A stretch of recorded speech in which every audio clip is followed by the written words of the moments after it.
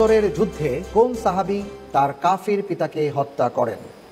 খ আব্দুর রহমান ইবনে আউফ, খ আবু উবাইদা রাদিয়াল্লাহু তাআলা আন, গ ওসমান ইবনে মাসউদ, ঘ আব্দুল্লাহ ইবনে মাসউদ।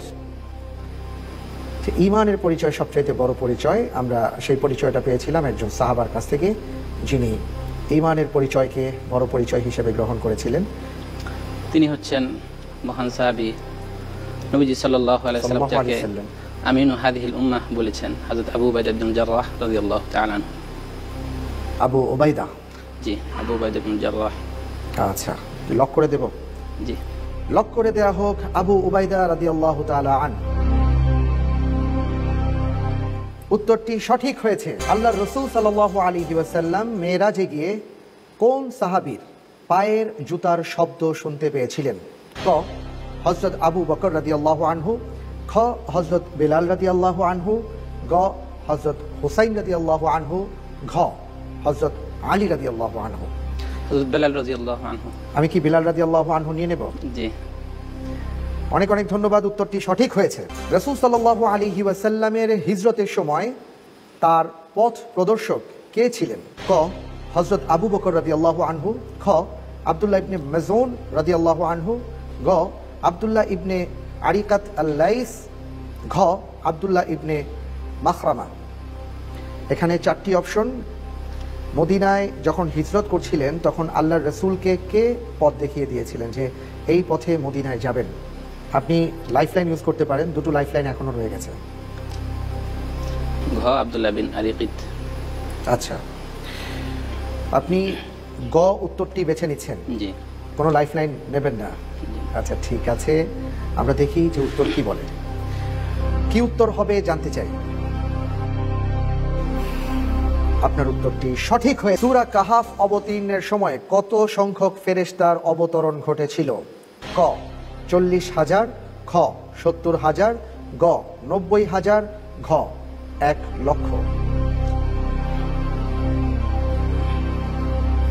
আমি বিশেষজ্ঞ প্যানেলের সহযোগিতা চাচ্ছি। আপনি বিশেষজ্ঞ প্যানেলের সহযোগিতা চাচ্ছেন? বিশেষজ্ঞ প্যানেলের সহযোগিতা চাচ্ছেন আমাদের তাওহিদুল আলম।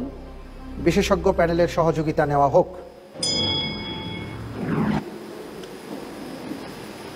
জি, আমরা বিশেষজ্ঞ প্যানেলের দৃষ্টি আকর্ষণ করছি। মোহতারাম, তিনি আপনার সহযোগিতা চাচ্ছেন।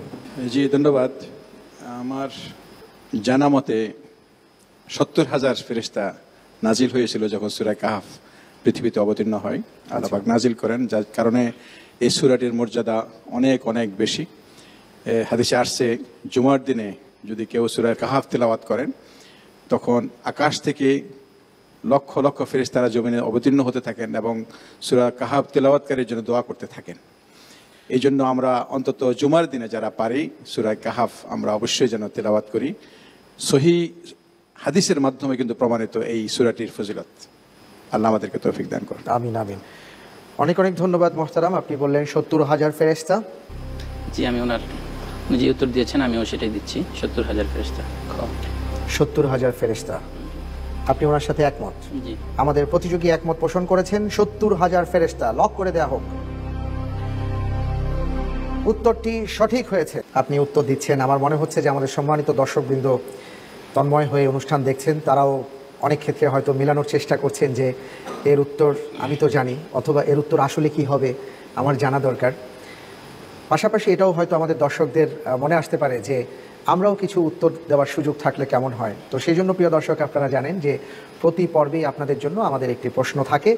আজকের পর্বে আপনাদের জন্য আমাদের প্রশ্ন, পবিত্র মাহে রমজানে কোন দশকে এতেকাফ করতে হয়? উত্তর জানা থাকলে